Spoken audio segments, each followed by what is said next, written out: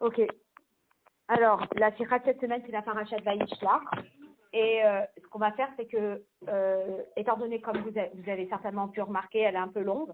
Donc, on va faire une partie à l'oral et une partie sur le texte. D'accord? Alors, on est à un moment dans la paracha où je pense qu'en Kritat, on n'est pas encore arrivé là. C'est l'histoire de Yaakov. Donc, au début de la paracha, il envoie des messagers pour voir et pour tester la température chez son frère Esav. Quand il entend que Esav, il approche avec 400 hommes, alors il y a toute la démarche pour calmer la situation. Donc, il prie, il envoie des cadeaux, il prépare même un combat. Et après, il y a la rencontre avec l'ange d'Esav. Après, il y a la rencontre avec Esav. Après, il y a son voyage. Il s'installe à Sukkot. Et uniquement 18 mois plus tard, il arrive à Shrem. Là, il y a un verset. Vayavo Yaakov Shalem Ir Shrem. Yaakov est arrivé indemne.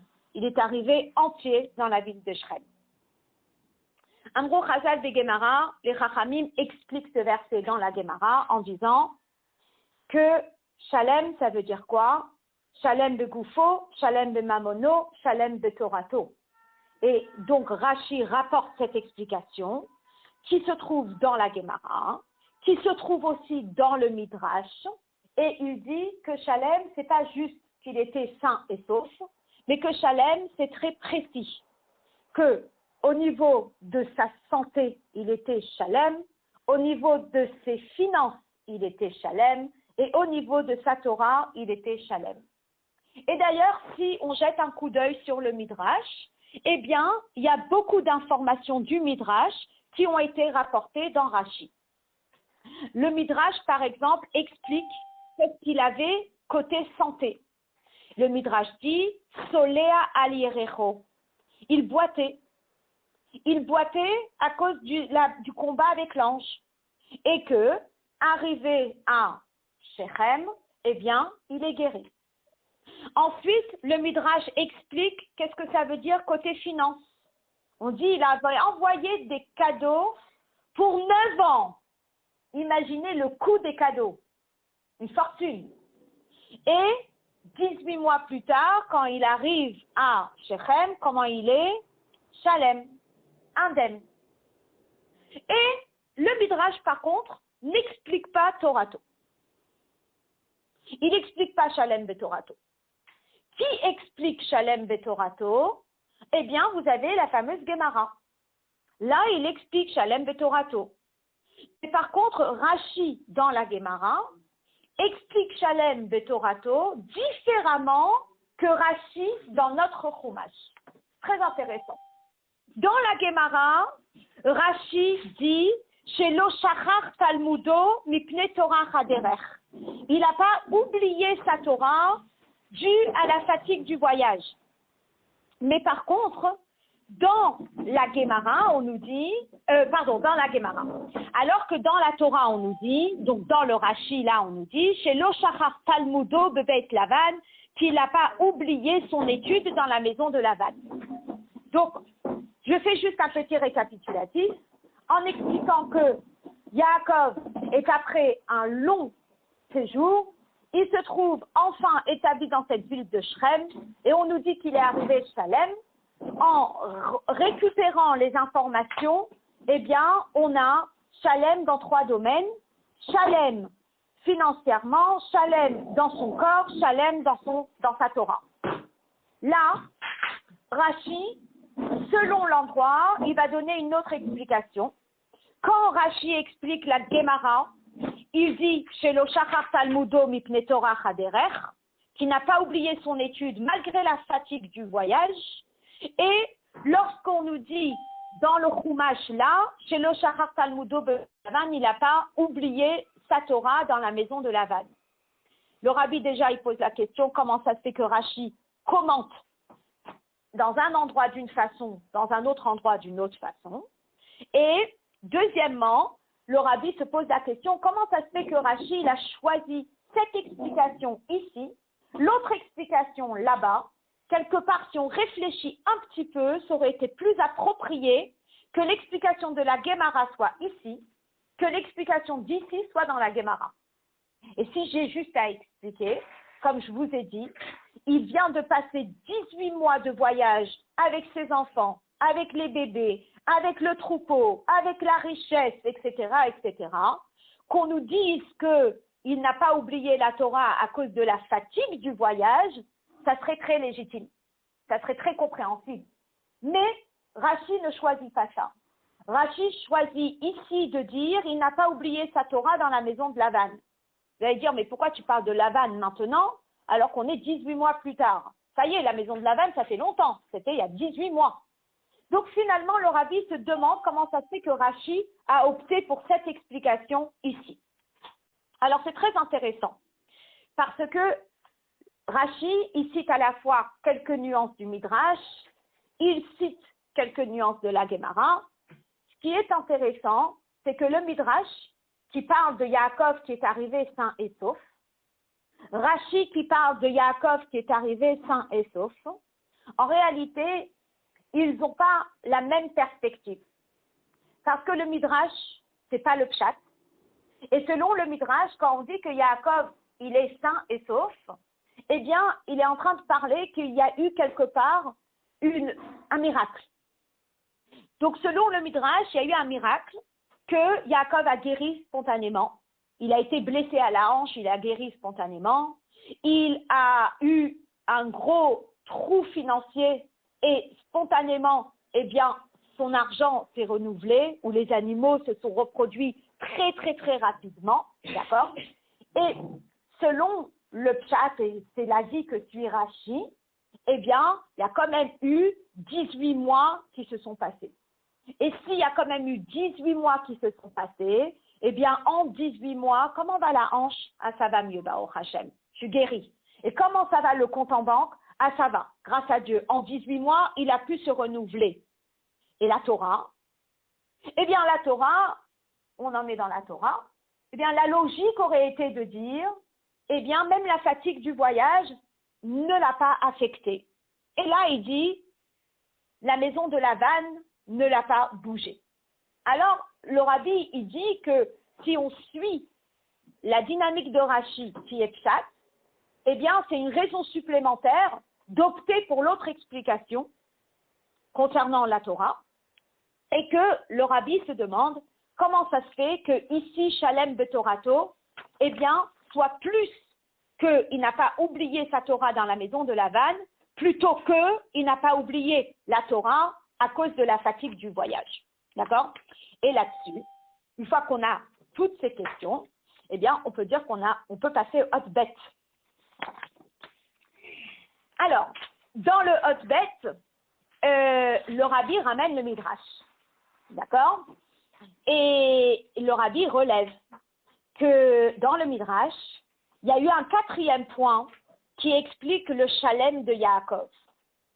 Il y a les 3 qu'on a mentionnés, Begufo, Bemamono, Betorato. Et dans le Midrash, on parle d'un 4e. Oui, peut-être qu'on ferme un peu les fenêtres parce qu'il y a vent. Ouais, il y a un gros courant d'air. Peut-être que c'est là. Ouais, laissez-en une peut-être. Alors, donc dans le Midrash, on nous dit Shalem Bevanav. Ah, Shalem Bevanav. Mais c'est super important, Shalem Bevanav, que sa famille était saine et sauve. Mais ça, c'est très important, parce qu'il vient de passer la grosse rencontre avec Esav. Il avait peur pour sa famille. Il a divisé sa famille en 2, parce qu'il craignait que Esav s'attaque à sa famille. Et on nous raconte que, grâce à Dieu, Esav n'a pas touché la famille. Donc, ça serait réellement justifié de dire Shalem Bevanav. Plus encore, on sait que le voyage peut affecter les enfants. D'où on sait que le voyage peut affecter les enfants? Eh bien, on l'a appris dans l'Echlecha. Lorsque Akadosh Baruch Hu, il a promis à Abraham toutes les brachot avant qu'il ne s'engage dans ce voyage, il lui a dit que le voyage, eh bien, peut affecter. Et une des choses que ça peut affecter, c'est la facilité d'avoir des enfants. Donc, ça aurait été logique de dire qu'il a voyagé pendant 18 mois avec tous ses enfants et son troupeau, etc., etc., et qu'il est arrivé Shalem Bevanav. Shalem Bevanav, ça voudrait dire ni Esav a eu un impact quelconque sur les enfants, et ni le voyage et la fatigue n'ont eu un impact quelconque sur les enfants. Et on voit que Rashi ne mentionne pas Shalem Bevanav. D'accord? Voilà, ça c'est le hot-bet que j'ai fait à l'oral aussi. Alors finalement, vous lisez ce verset, vous n'avez pas étudié la Sikha, vous voyez que Yaakov, il a réellement eu un passage difficile ici, Vaïchar, émotionnellement pour Yaakov, c'est dur. Hein? Il avait peur, il a prié à Hachem, il n'était pas tranquille, il a utilisé 3 stratégies, il y avait la tfila, il y avait le doron, il y avait le cadeau, la 3e c'était Milchama, il s'est préparé pour un combat avec Esav. Il a après voyagé 18 mois. Vayavo Yaakov Shalem Hirschrem.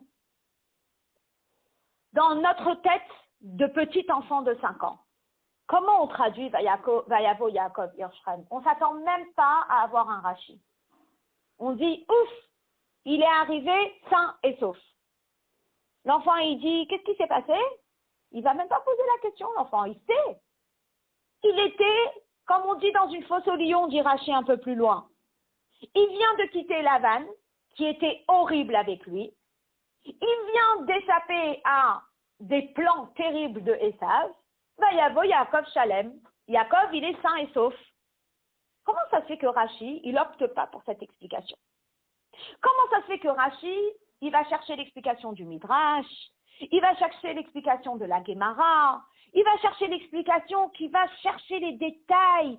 Shalem Begoufo, Shalem Bemamono, Shalem Betorato. Pourquoi Rashi, il prend pas juste une explication qui serait la plus logique et la plus pshat, qu'il vient de finir un long parcours chez Lavan et chez Esav, et du coup, Vayavo Shalem, il est intact, il est sain et sauf.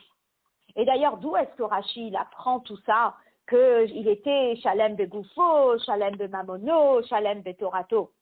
Finalement, il n'y a pas réellement d'allusion dans le texte.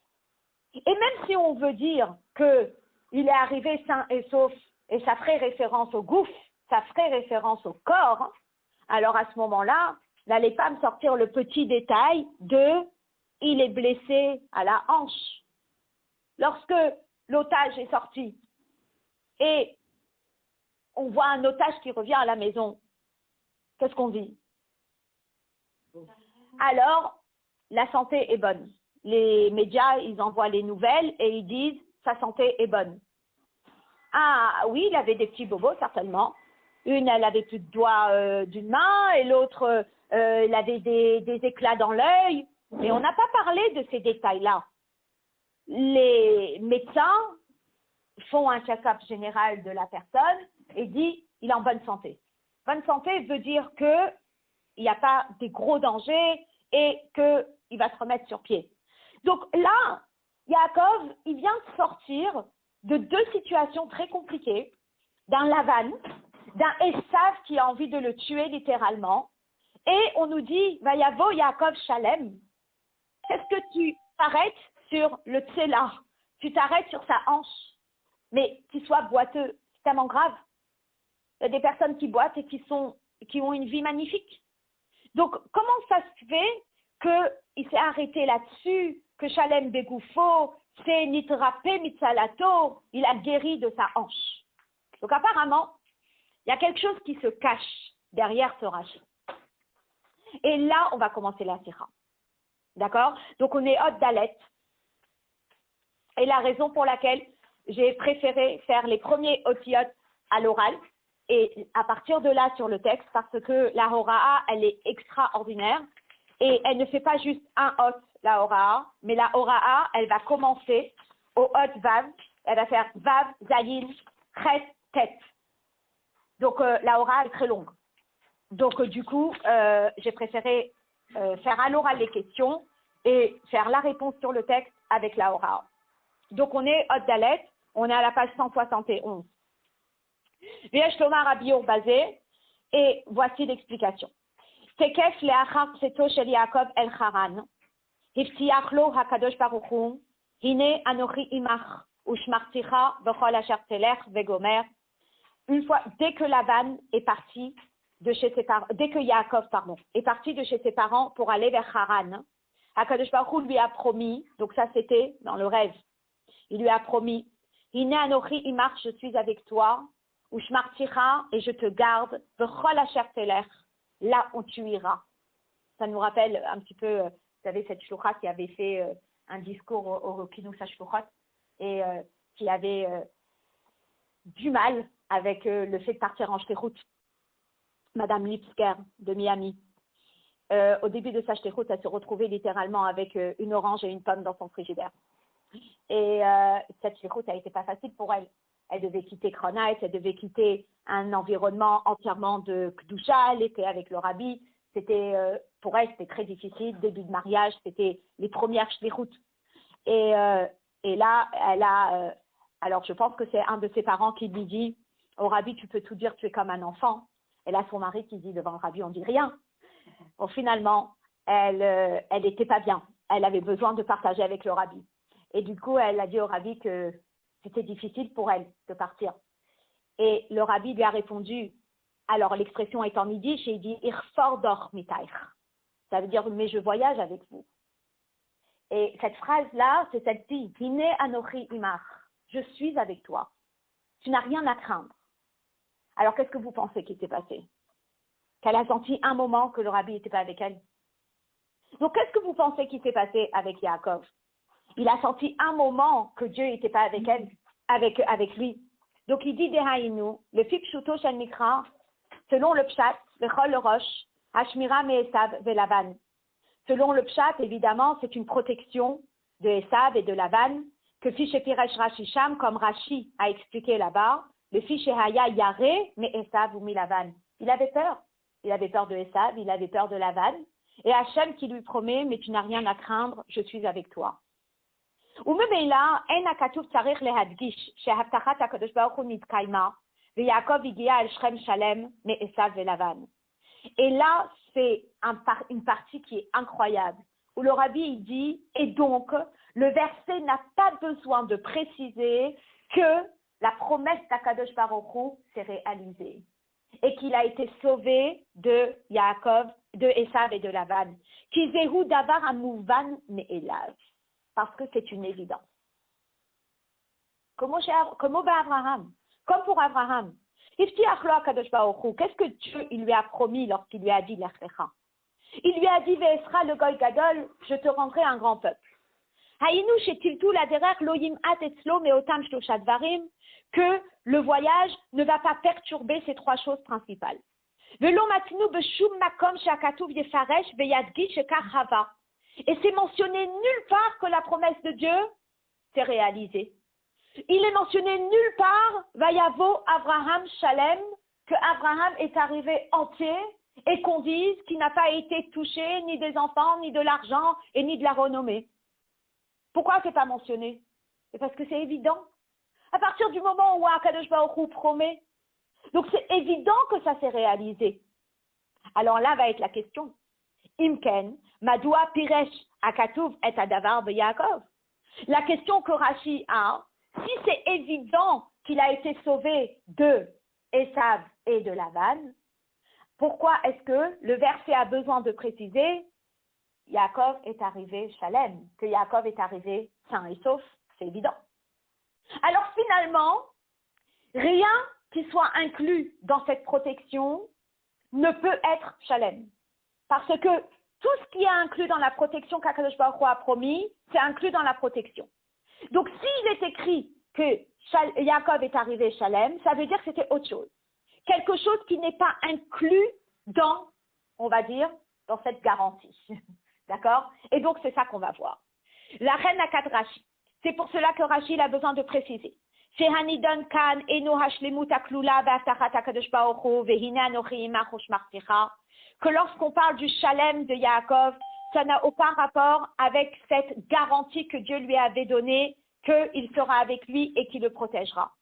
כי אם מאורעות מיוחדים שהיו עלולים לגרום ליעקב שלא יהיה שלם, למרות הבטחת הקדוש ברוך הוא, ואף על פי כן ויבוא יעקב שלם. Mais ce sont des petits événements qui auraient pu emmener un certain inconfort pour Yaakov, mais qui ne touchent pas la garantie. Donc c'est comme si je vous dis, quand tu arrives à cet endroit, c'est sûr que tu auras une maison qui t'hébergera. Ok. Il est vrai qu'il n'y avait peut-être pas la bouteille de Tropicana et la barquette de gâteau dans le frigidaire. Mais on m'a promis une maison. Et je suis arrivée et j'ai eu la maison. Mais qu'est-ce que tu n'as pas eu? Ah, il n'y avait pas le gâteau, il n'y avait pas le petit-déj de près. Ce n'était pas dans la garantie. Tu as eu la maison, c'est ce qu'on t'a promis. C'est tout. Donc c'est exactement ces domaines-là. D'accord? Et donc, le rabbi qui précise. ומזה שהכתוב נקט הלשון שלם סתם, מוכח שלא היה זה רק פרט מסוים, אלא שלם כפשוטו, בכל פרטיו, והם ג' העניינים שמנה רש"י. Le fait qu'ils disent shalem, eh bien, c'est shalem, c'est pas juste un petit détail, mais c'est réellement shalem dans 3 domaines très précis. Et il explique. Numéro 1, shalem begufo. Shalem begufo veut dire quoi? Que physiquement, il était intact. Mitzalato, il a été guéri de sa hanche. Et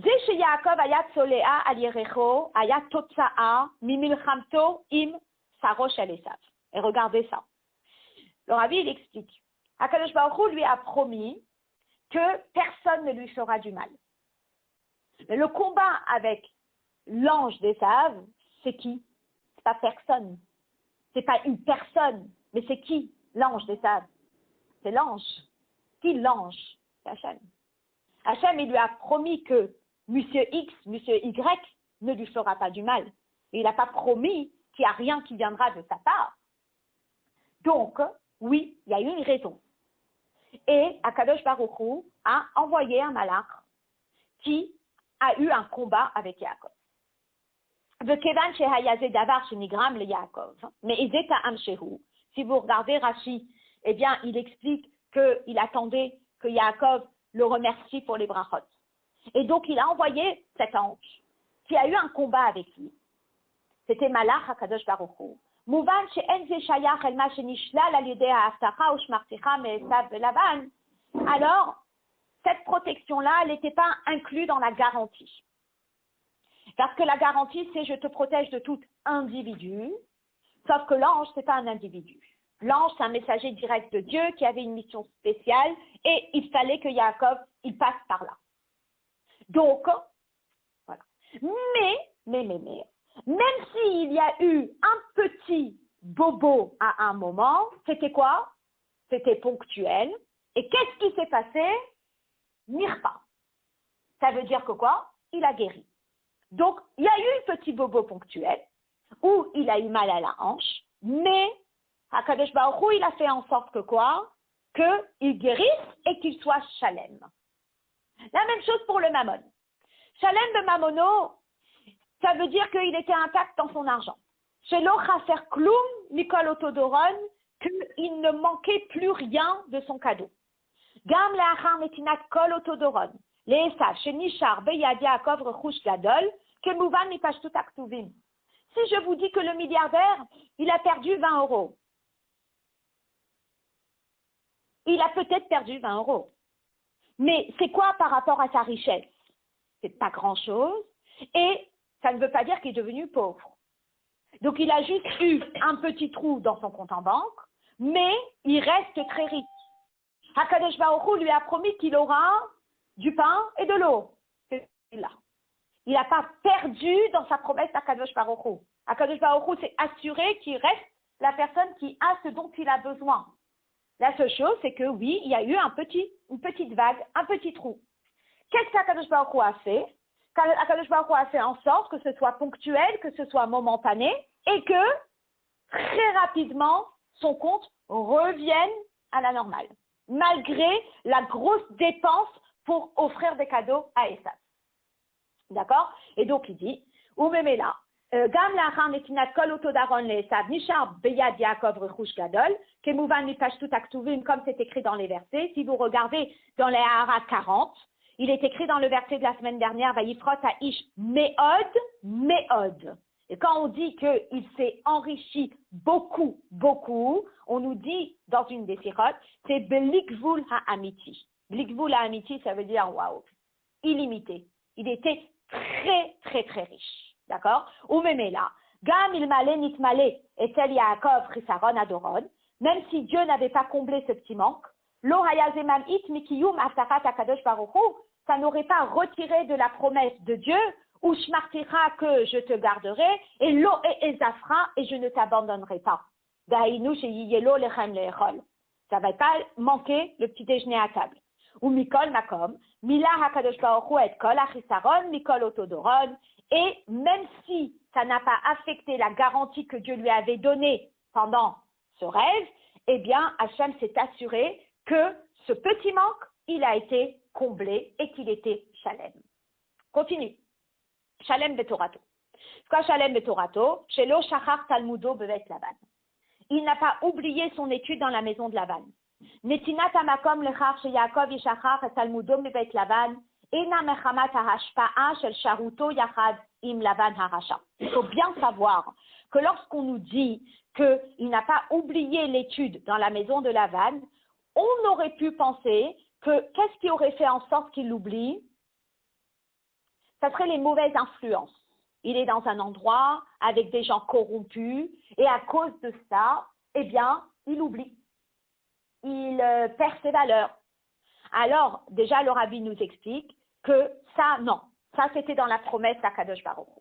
Dans la promesse d'Akadosh Baruch Hu, Lavan n'aura pas d'impact sur toi et Esav n'aura pas d'impact sur toi. Alors, lorsqu'on nous dit, alors, de quoi parle ici le problème? Alors, il dit tout simplement, c'est que je saute le petit paragraphe et je suis juste au 3e de la 2e colonne. Il dit, et là, le fils, chez Biyoto bevet Lavan, Aya Yaakov Asuk bemesirut gedola beavoda keroetson. C'est que Yaakov, quand il était dans la maison de Lavan, il était très, très, très, très impliqué. Tellement impliqué, comme les perfectionnistes. Vous connaissez? Genre qui ne s'arrête jamais. Ben voilà, il a fait son travail à la perfection. Il a respecté la Torah lorsqu'il l'a fait. Ou Kidvarav bechol kochi avadoti, et comme il dit, j'ai travaillé de toutes mes forces. Hayiti bayom balayla. J'ai travaillé le jour, j'ai travaillé la nuit. Batidat shenati me enai. Pendant 20 ans, je n'ai pas fermé l'œil. Ubeofenze avad esrim shana. Ve'imkel muvan achidush agadol beyoter, shemibli habet al kolzot, lo shachar talmudo bebeit Lavan. Que malgré ce travail incroyable, eh bien, il n'a pas oublié son étude. Et le rabbi dit, ce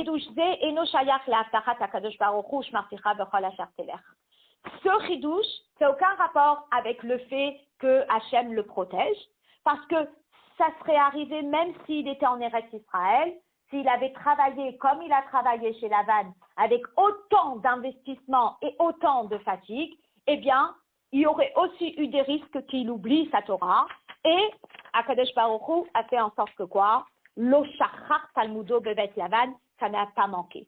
Alors, si vous avez remarqué quelque chose de très intéressant dans ces 3 Shalem, c'est que dans les 2 premiers, il y a eu un moment où il y a eu un manque, et Hachem s'est assuré qu'il soit comblé.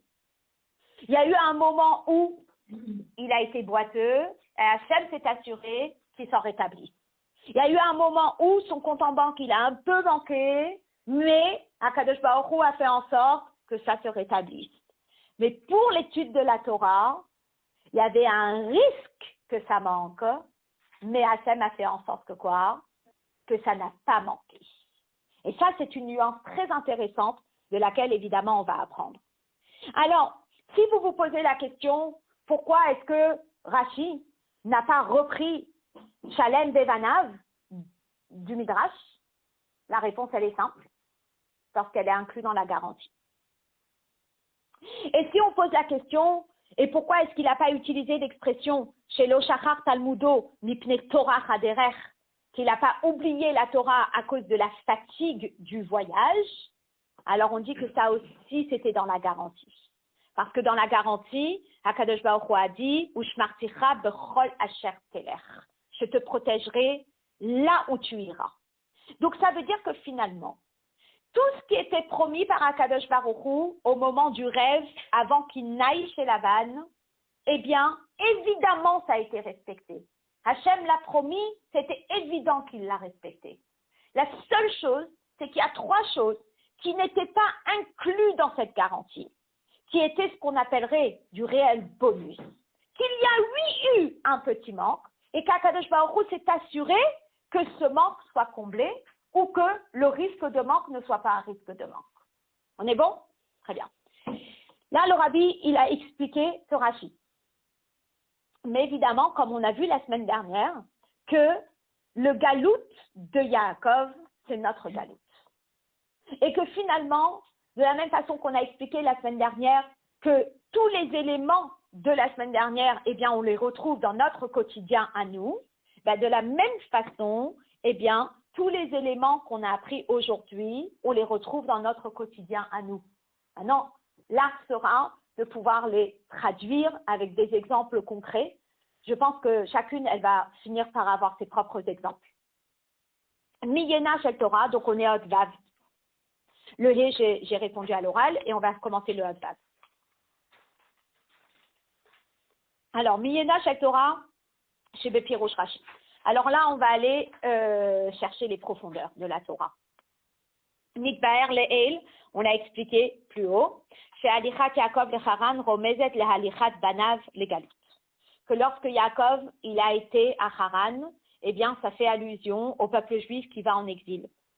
Comme on dit, Béné Israël, nous sommes les enfants d'Israël, et Maaseh Avot Siman Labanim.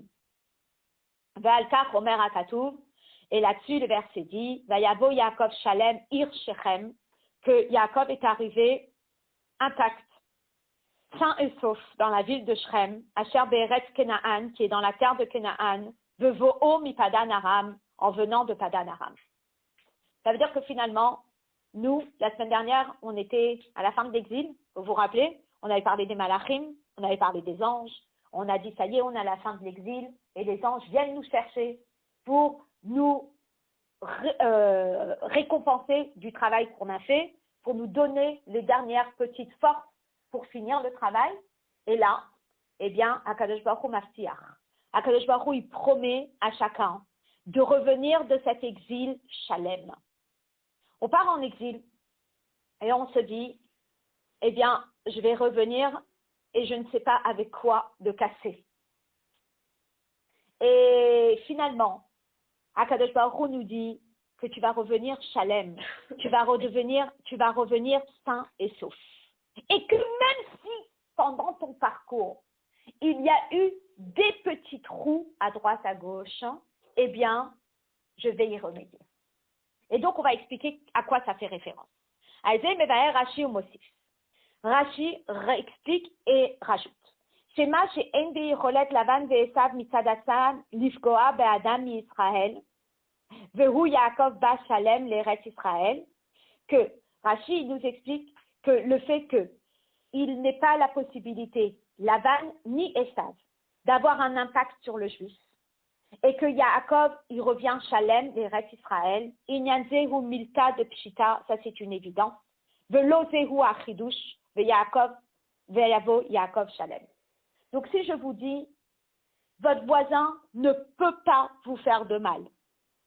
Personne ne peut vous faire du mal. C'est pas possible qu'il y ait du mal qui vous arrive parce que Hakadosh Baruch Hu nous l'a promis. Ça veut dire que personne ne peut nous faire du mal. Et on doit être confiant là-dessus. Alkar, Kvar iftiach Hakadosh Baruch Hu od lifnei hayetziah la galout. Ça, Dieu nous l'a promis avant même qu'on aille en galout.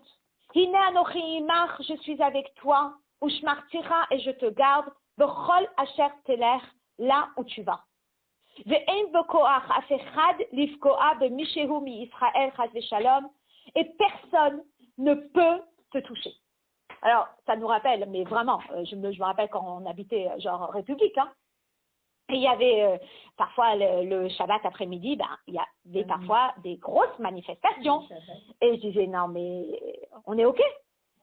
Et mon père qui disait, mais il n'y a rien. Et moi, je suis là et j'avais peur.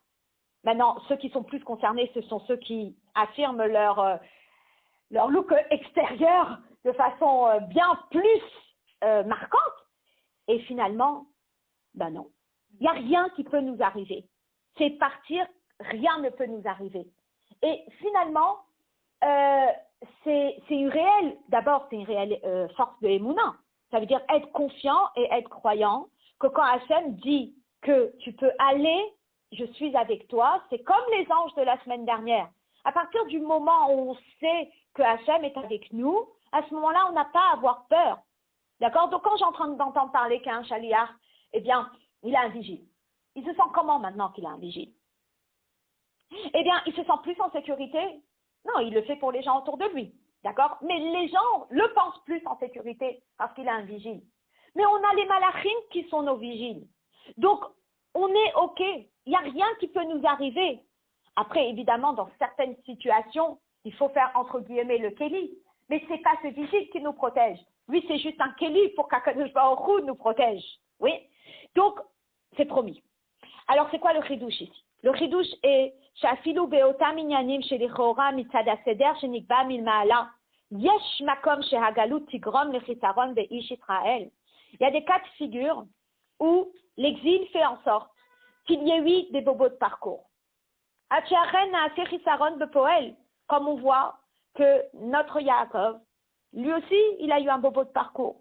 Et son bobo de parcours, c'était que l'ange s'est battu avec lui toute la nuit et il lui a fait mal. Et finalement, il a eu mal à la hanche, à tel point qu'on ne mange pas le nerf sciatique. Donc c'est du vrai, c'est du réel et ça s'est passé. Alors comment vous expliquez ça? Et il y a un trou dans le compte en banque, tu ne vois pas? Comment on l'explique? Alors on n'explique pas ça à un bobo? Alors le rabbi il explique, Achisaron eno ela lefisha'a. C'est un bobo ponctuel. Aval sauf yit batel. Mais à la fin, il va s'annuler. Ve'azai va yavo Yaakov shalem. Et Yaakov sera sain et sauf. Ve'elu hem gimel ha'inyanim shemone Rashi. Et ce sont les trois choses que Rashi cite. Et là, Ot Zayin, c'est shalem begoufo. Ot Chet, c'est shalem bemamono. Ot Tet, c'est shalem betorato. Le trait. Maintenant, il faut être un petit peu armé pour le prochain. Beaucoup d'émouna. C'est pas tout facile, c'est pas tout simple. Mais le rabbi, il nous renforce. Donc, on vit ces moments. C'est pas toujours simple. Mais c'est très intéressant comment le rabbi, il explique cette situation. Il dit comme ça. Shalem begoufo, shenidrape mitzalato. Qu'est-ce que ça veut dire shalem begoufo? Ça veut dire qu'il a guéri. D'accord? Donc, le rabbi explique que Echad ha'iluyim shel avodat man hagalut hu ha'avodat de Mesirut Nefesh. Une des choses qu'Akadosh Baruch Hu attend du juif et de son exil, c'est Mesirut Nefesh. Ok? Je suis juste en train de m'imaginer. Une personne dépense 40 € une séance, 50 € une séance de sport. Ok? Qu'est-ce qu'elle attend exactement de son coach? Est-ce qu'elle attend juste qu'il va que sa coach, donc on va parler des femmes, eh bien, lui demande de lever la main 10 fois? Ça, je peux faire à la maison. Alors, pourquoi tu viens ici? Ah, mais parce que je veux muscler. Ah, ok. Donc, on va peut-être prendre le cas de figure d'une personne qui a besoin de kiné, d'accord? Kiné aux États-Unis, $250. Tu veux faire quoi? Ah, je veux muscler. Donc, si la personne n'a pas marché pendant 2 semaines parce qu'elle était alitée et qu'elle a besoin de muscler, donc forcément le kiné ne va pas lui faire ce que la personne peut faire de par elle-même. Il va lui demander de faire un effort supplémentaire. La personne est là et dit, avant de commencer l'exercice, je ne suis pas capable. N'est-ce pas? Le kiné s'en va? Non, le kiné lui dit, mais vous allez y arriver. Et vous êtes capable. Et la personne épuisée reste assise sur la chaise en disant « je ne suis pas capable ». Et le kiné qui va, entre guillemets, forcer la personne d'aller chercher dans des forces qu'elle pense ne pas avoir, finir en disant « waouh, au bout d'une demi-heure, j'étais capable ». Donc finalement, difficile à dire, mais Hachem nous met dans des situations compliquées en exil pour qu'on aille sortir des forces qu'on ne pense pas avoir. Et que si on n'avait pas été dans cette situation, on n'aurait jamais exploité ce potentiel. Donc, on vient de passer un Simchat Torah, 7 octobre, la date la plus marquante de notre génération. Et qu'est-ce qu'on constate? Qu'il y a eu un énorme Messirut Nefesh qui est sorti de cette histoire. Des gens qui sont sortis de leur zone de confort pour un autre juif, en se disant, je vais faire quelque chose que je ne me sentais pas capable de faire, mais ça a réveillé en moi quelque chose. Et il y a une émouna qui s'est réveillée chez une personne, et une émouna qui s'est réveillée chez une deuxième personne, et un otage qui va sortir après des centaines de jours où il était enfermé dans un tunnel, et il va dire, mais ce que j'ai sorti là, c'est ma foi et ma connexion à Dieu. Dur à dire, mais c'est ça l'exil. Et le rabbi, il explique, Velachen bayim rachmana litzlan yisoreh hagalut. Et c'est pour cela qu'arrivent les épreuves de l'exil. Betor nisayon, en tant qu'épreuve, menaseh Hashem Elokechem etrem, kedei leorer beYisrael et inyan hamesirut nefesh. C'est pour réveiller chez le juif cette notion de mesirut nefesh. Vezehu ma shesaro shel Esav naga bekaf yerecho shel Yaakov, kebiur haRamban bedivre hamidrash al hapasuk, naga bechol hatzadikim she'atidin liyot mimenu ze doro shel Shmad. Lorsque l'ange de Yaakov, de Esav, il a fait du mal à Yaakov, eh bien, dans l'histoire, ce scénario, c'est quoi? C'est les générations qui ont dû donner leur vie à Messirut Nefesh pour ne pas se convertir dans une autre religion, qu'on appelle Doro Sheshmad. Et quand le rabbi parlait de ces moments de Messirut Nefesh, le rabbi pleurait, parce que la souffrance, elle est énorme. Mais le rabbi essayait d'expliquer quel pourrait être le bien dans cette histoire. Et il expliquait que ça, c'est un remède de Isureh Agalut, ad leofen akaché beyoter achmana litzlan, que c'est une allusion à toutes les épreuves du Galout, jusqu'aux épreuves les plus difficiles. Ve'yisurim ele ba'im kedei leorer be'Yisrael et mesirat nafsham, que ces épreuves, elles viennent réveiller le mesirut nefesh d'un juif. ואם כן, אפשר היה להעלות על הדעת חס ושלום, דכיוון שאיסורים אלה באים על ליבה באמת לא מעשיו שלמטה, כי אם משרו של עשיו, היינו שהם באים מלמעלה כדי לעורר בישראל מסירת נפש, הרי הם מציאות אמיתית שיש לה קיום חס ושלום. Alors on se dit, ok, donc si ça vient de Dieu, ça vient pas de Esav, ça veut dire que ça a été programmé, ça veut dire que c'est destiné, et qu'il y a même un but. Ça veut dire que c'est destiné d'être comme ça toute notre vie. Ça veut dire que c'est vraiment Davar Shel Kayama, ça veut dire que c'est quelque chose qui est censé être là tout le temps. Et là, le rabbi nous dit, Alken melamdenu hakatuv, le verset nous dit, Shalem begufo shenitrape mitzalato. C'est bref et c'est ponctuel. Chez la Chare Hashlamat Avoda Begalut, une fois qu'on termine notre Avoda, Betelim ha-Yisurim legamre, il n'y a plus de Yisurim. Alors c'est pour ça que quand une personne elle passe par une épreuve, il y a une chose qu'on doit souhaiter, c'est que cette épreuve soit courte. Hachem, il avait un message à envoyer, alors on dit que ce soit court. J'ai compris le message, je réveille en moi Messirut Nefesh, je réveille en moi des forces que je pensais ne pas avoir besoin, je pensais ne pas avoir Birlal, mais on prie que ce soit bref. On prie que ce soit, on va dire, le plus, c'est ponctuel. C'est juste un message et après, ça s'en va. Le Ta'am Adavar, qui melechatchila lo haitazo metziut amitit ela nisayon bilvad, kedei legalot toket hamesirut nefesh shel ish Israël. Et c'était là la phrase que j'avais postée, parce que je trouve que elle peut être parlante.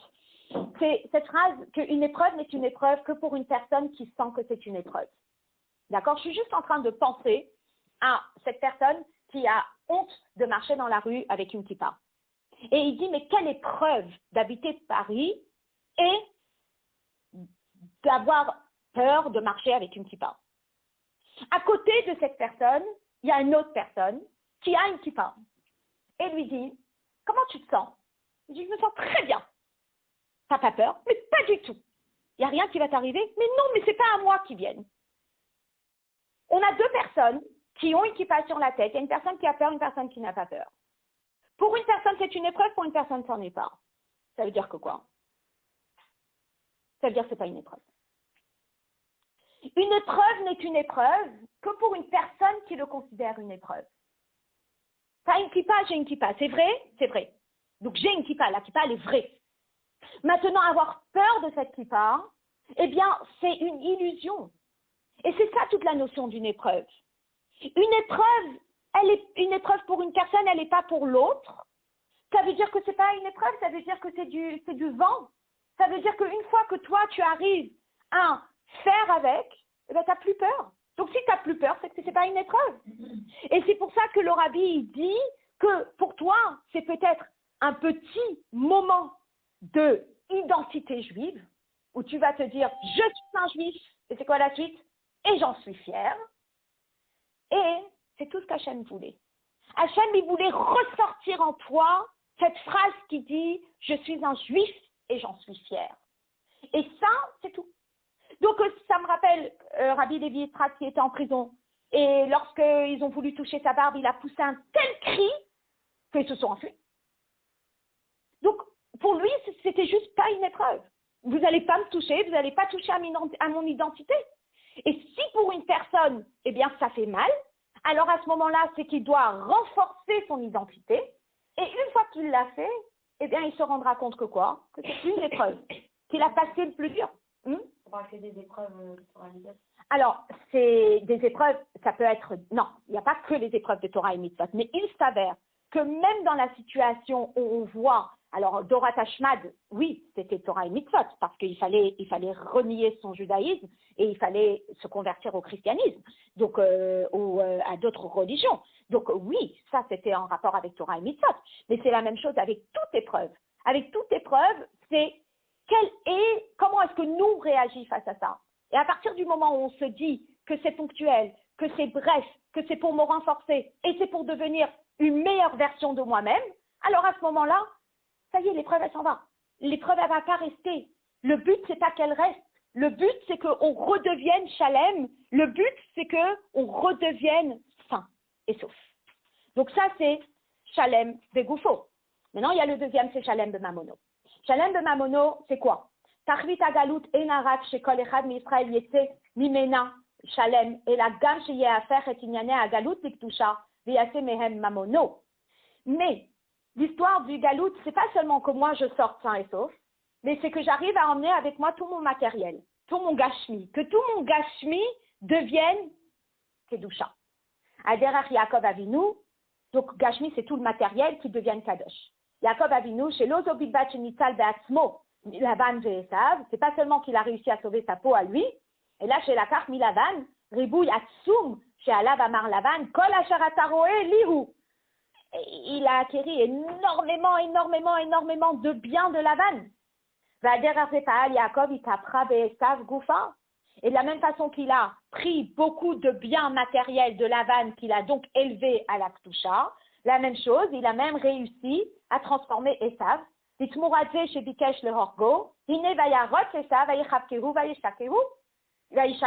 Qu'on voit que ce Esav qui était son opposant, il est devenu la personne qui l'a enlacé, qui l'a embrassé. À tel point que selon l'avis de Rabbi Shimon Bar Yochai, c'était de tout son cœur. Que, bien qu'il y a un avis qui dise qu'il y avait quand même la haine, selon Rabbi Shimon Bar Yochai, c'était une réelle transformation de l'environnement. C'est pas juste Yaakov qui est sorti sain et sauf, mais tous ceux avec lesquels il était en contact est sorti avec lui et a été élevé à la Ktusha. Ok, qu'est-ce que ça veut dire pour nous tout ça? Alors, je saute au crochet. Que j'aime chez Yaakov Pa'alzot à l'Yudé Hadoron. בהקדמת התפילה ששלח אל עשיו, על דרך זה הוא בכל אחד מישראל, שכדי לברר ולהפך לקדושה את ענייני העולם ואת ענייני הגלות בפרט, צריך הוא, לאחר הקדמת עבודת התפילה, לנצל את ממונו כדורון.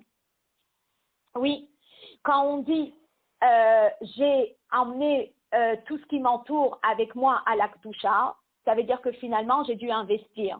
J'ai pas dû seulement investir ma personne dans ce galout, mais j'ai dû investir de l'argent. Donc j'ai une amie qui est en shlichut et elle a voulu absolument toucher un enfant.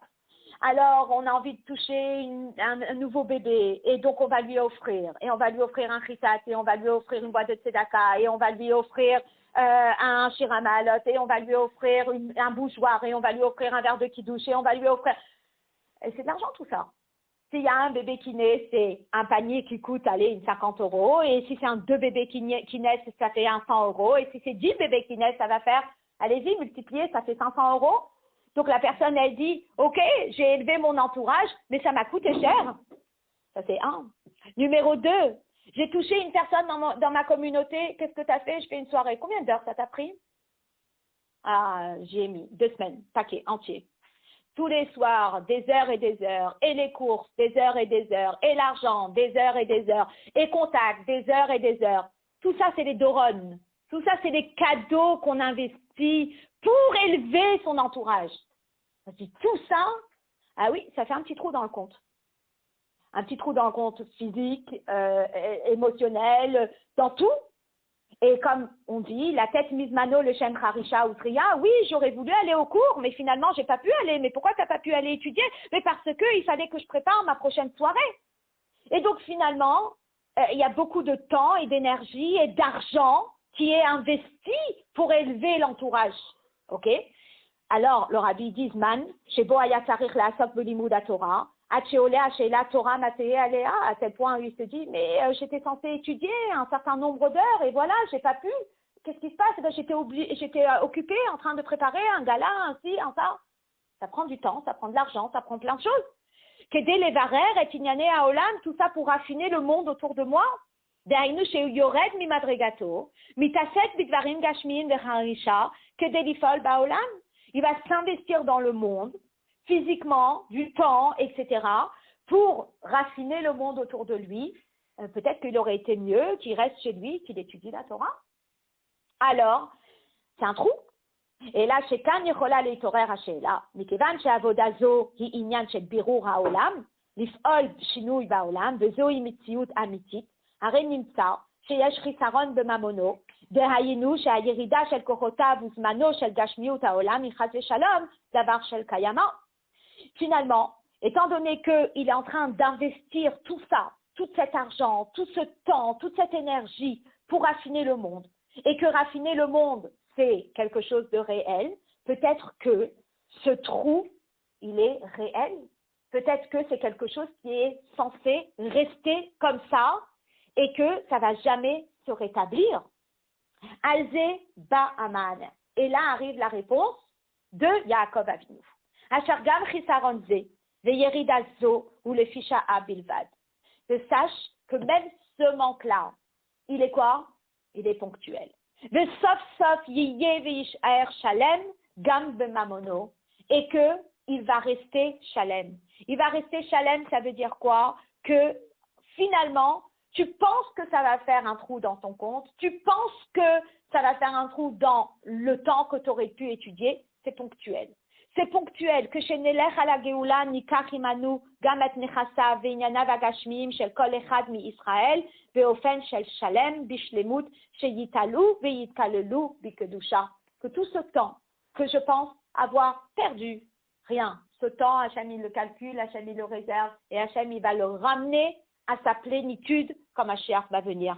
C'est ponctuel. Tu prends du temps, tu penses que tu perds du temps, tu penses que tu perds de l'argent. Mais finalement, le tout va être utilisé pour la Kedusha et va être comptabilisé pour la Kedusha.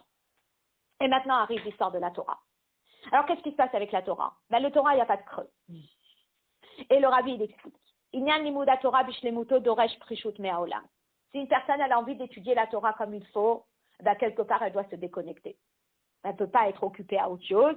Comme on voit pour Yaakov, Haya Yoshev Ohalim, il étudiait la Torah depuis son jeune âge. On dit sur lui, Yoshev Ohalim, il avait 15 ans. Hein. C'est un jeune, il étudiait la Torah déjà tout le temps. Nitman de Bet Midrasho Shel Ever Yudalet Shana, de 70 à 84 ans. Il était littéralement en train d'étudier dans la yeshiva de Shem et de Ever. Il était un homme d'études. Yachol Efo Yehudi Liton, alors le juif peut penser, Kevan Shetovim Mimenu Leitasek Bebirurin Shel Agalut Bemakom Agalut, si on lui demande d'aller en shlichut et d'aller élever la matière, et bien du coup, qu'est-ce qui va se passer? Eh bien, il ne va pas pouvoir étudier la Torah comme il aurait souhaité. Arelo Itachen Sheyachazik Bishat Maase Bedargato Anaalit Belimud Torah. On ne peut pas dire que son niveau d'études sera le même que si il n'avait pas été s'investir dans le monde. D'accord? Et là arrive la réponse. Que Yaakov, lo shachar talmudo bebet Lavan. C'est pas qu'il y a un trou et qu'il va être comblé, mais que les chatrila, il n'y a pas de manque.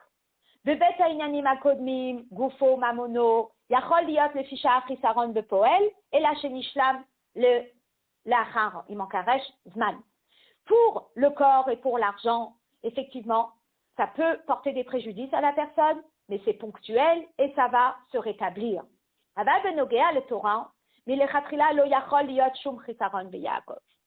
Il n'est pas possible qu'il y ait un manque pour Yaakov.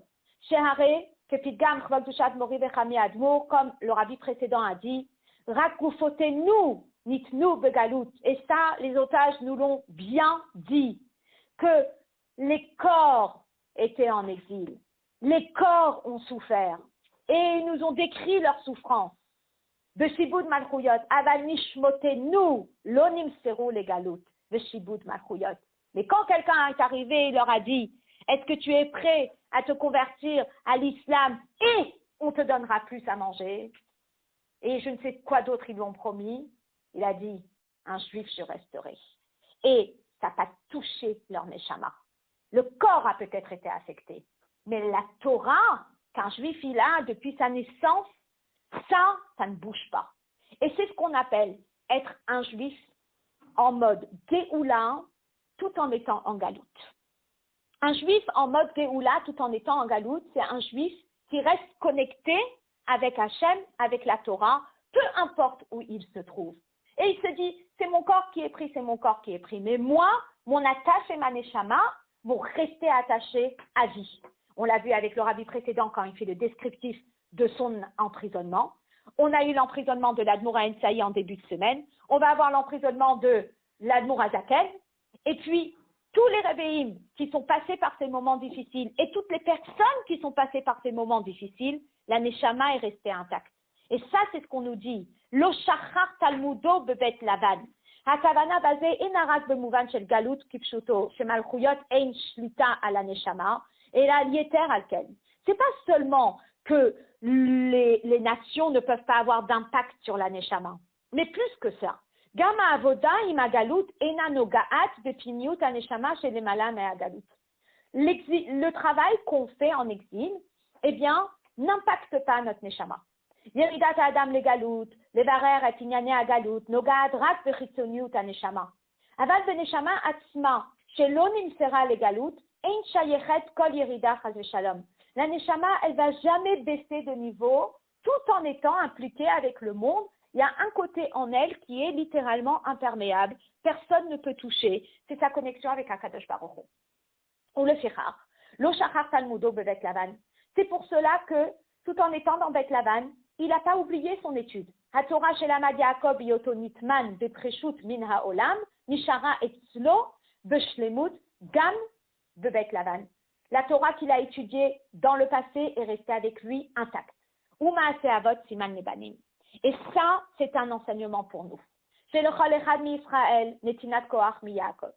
Chaque juif, il a cette force de Yaakov. Chez Yiyeh Shalem, qui reste entier. L'orak betzeto minagalut, pas seulement lorsqu'il va sortir de l'exil. Et là, filou bishat agalut gufa, mais même quand on est en exil. Be'et imatzo bebet Lavan, lorsqu'on se trouve dans la maison de Lavan.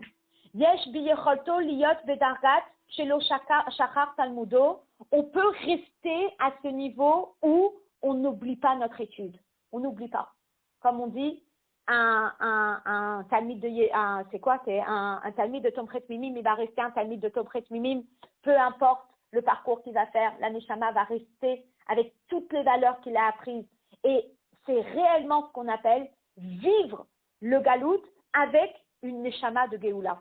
Et une fois qu'on vit le galout avec une Neshama de Géoula, ça active la Géoula.